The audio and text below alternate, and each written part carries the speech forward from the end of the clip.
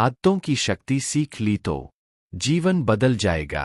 दोस्तों, किसी ने सही बात कही है कि दूसरों की समस्याओं का आनंद लेना बंद कीजिए, वरना ईश्वर आपको वही गिफ्ट कर देंगे, क्योंकि भगवान वही तो गिफ्ट करते हैं जिसमें हमें आनंद आता है।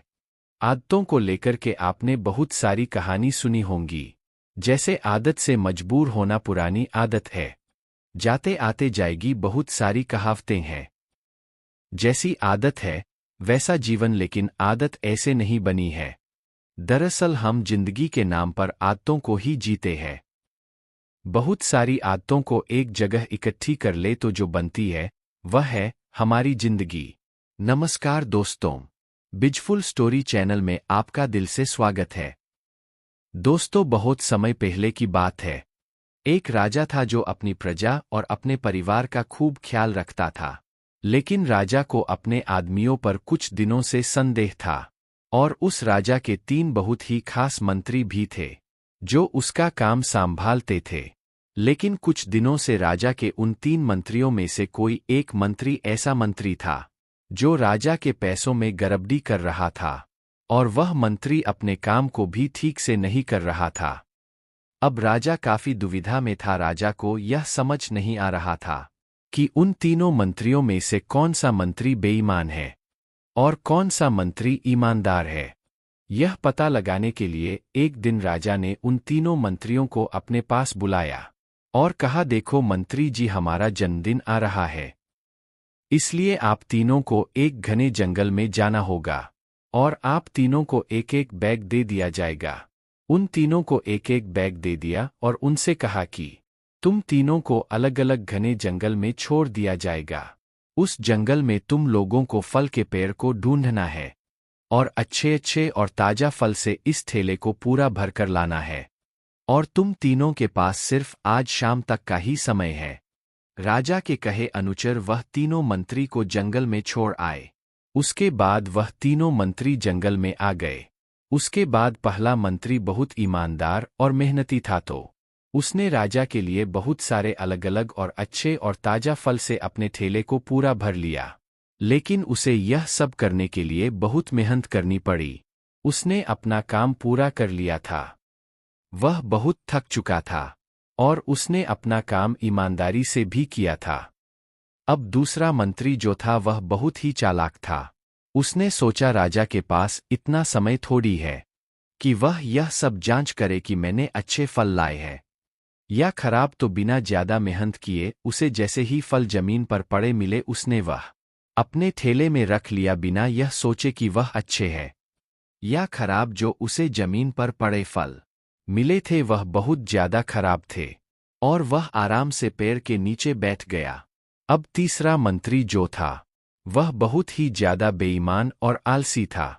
उसने सोचा कि राजा सिर्फ ठेले की लंबाई और वजन ही देखेगा, यह नहीं देखेगा कि उस रेले के अंदर क्या है और कितनी अच्छी और खराब चीजें हैं। तो उस तीसरे मंत्री ने बिना कुछ सोचे समझे अपने ठेले को सूखे पत्तों और कुछ छोटे छोटे पत्थरों से अपने ठेले को भर लिया और वह भी पेड़ के नीचे बैठ गया और शाम होने का इंतजार करने लगा। राजा के कहे मुताबिक समय समाप्त हो चुका था, शाम भी हो चुकी थी। अब वह तीनों मंत्री भी एक साथ अपने अपने ठेले के साथ राजा के महल में वापस आ गए। राजा ने देखा कि वह तीनों मंत्री जंगल से वापस आ गई है, तो राजा ने उन तीनों मंत्रियों के ठेले को खोलकर देखा, नहीं कि उसके अंदर क्या क्या है, और उसने उन तीनों मंत्रियों को अलग अलग जेल में 1 महीने के लिए जेल में कैद कर दिया। राजा ने सिपाहियों को यह आदेश दिया कि इन तीनों को 1 महीने तक खाना नहीं दिया जाएगा और यह तीनों भी 1 महीने तक वही फल खाएंगे जो इन तीनों ने जंगल से अपने ठेले में भर कर लाए हैं। और उन तीनों मंत्री को राजा ने जेल में कैद कर दिया। तो जो पहला मंत्री था जिसने अपने ठेले में अच्छे और ताजा अलग अलग फल अपने ठेले में जमा किए थे, उसने जेल में 1 महीना आराम से गुजार लिए अच्छे फल खाते हुए जो उसने खुद जमा किया था। उसके बाद जो दूसरा मंत्री था जिसने बेकार और खराब फल अपने ठेले में रखे थे, उसे वही बेकार और खराब फल 1 महीने तक खाने पड़े। और वह उस जेल में ज्यादा दिनों तक टिक नहीं पाया और बाद में वह खराब फल खाने की वजह से बीमार पड़ गया और उसकी तबीयत खराब हो गई। अब जो तीसरा मंत्री था जो बहुत ही बेईमान और आलसी था, जिसने अपने ठेले में सिर्फ सूखे पत्ते और कुछ छोटे छोटे पत्थर भरे थे, क्योंकि उसके ठेले में खाने के लिए कुछ सूखे पत्ते और कुछ छोटे छोटे पत्थर ही थे, तो वह 1 महीने के लिए क्या खाता। और तभी उसे अपने बेईमानी और आलस्य पर पछतावा होने लगा कि शायद मैंने उस दिन थोड़ी मेहनत करके इस ठेले में फल रख दिए होते तो आज मेरा यह हाल नहीं होता।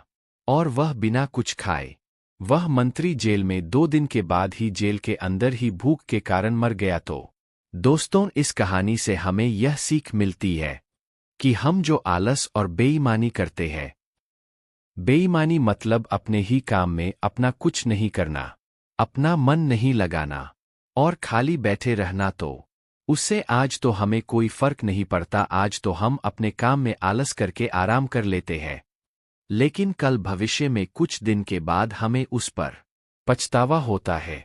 आपने बहुत से लोगों को यह कहते हुए सुना होगा कि काश उस समय पर मैं ऐसा कर लेता तो आज उस इंसान की जगह में होता, लेकिन उस समय पर उन लोगों ने आलस को अपनाया था, इसीलिए वह आज जहां के वही है।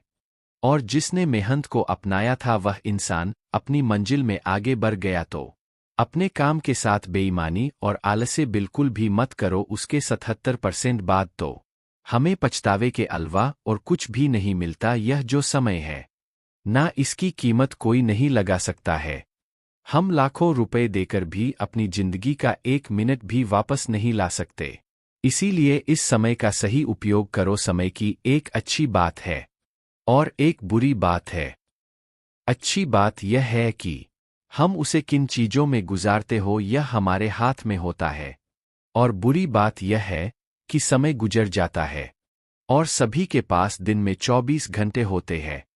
गरीब के पास भी और अमीर के पास भी, बस यह हमारे हाथ में है कि हम उस समय से क्या नया कर सकते हो। तो अपने एक एक पल का हिसाब रखो कि हम उन्हें किन चीजों में गुजार रहे हैं।